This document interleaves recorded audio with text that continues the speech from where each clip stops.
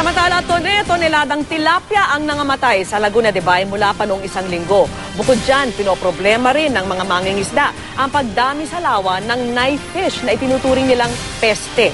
Nakatutok si John Consulta.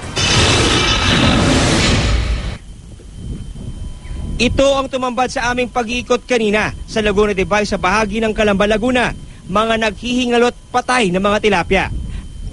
Ayon sa ilang opisyal ng Calamba City Hall, hindi bababa sa 10 metriko toneladang tilapia na ang namamatay sa fish kill na nagsimula noong isang linggo.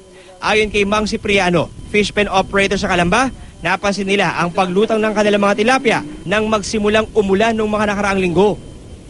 Siyempre, masama loob na nakikita mo mga patay na lumulutang ng mga patayang isda. Dahil halip na mapera, wala na. Namin, alisin yung patay, baka sakali para hindi bumahol ng gusto ang fish cage. Sa 113 na fish pens sa Calamba, 30 fish pens na ang tinatamaan ng fish kill.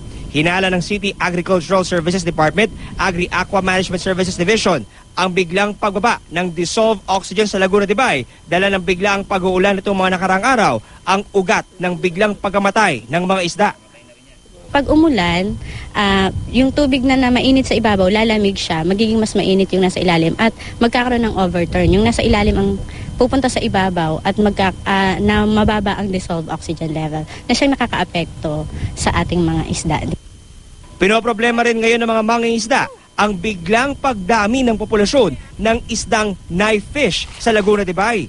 Itinuturing itong peste ngayon ng mga mangingisda dahil kinakain ng mga ito ang similya at maliliit na tilapia. Noong 2010, ang pagdami ng janitor fish ang naging problema ng mangingisda ng Calamba. Gaano kalaking perwisyo yan, sir?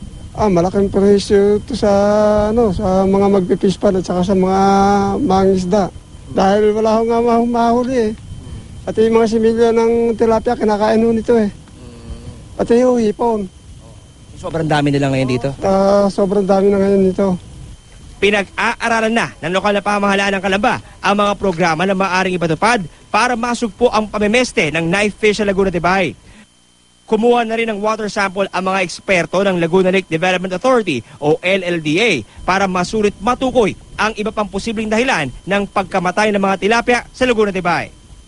Habang patuloy na inantabayan na ng water results ng mga kinuwang water samples dito sa Laguna de Bay, patuloy na nagdarasal ang mga mangingisda ng Calamba, Laguna na sana'y matigil na ang umiiral ng fish kill sa kanilang lugar.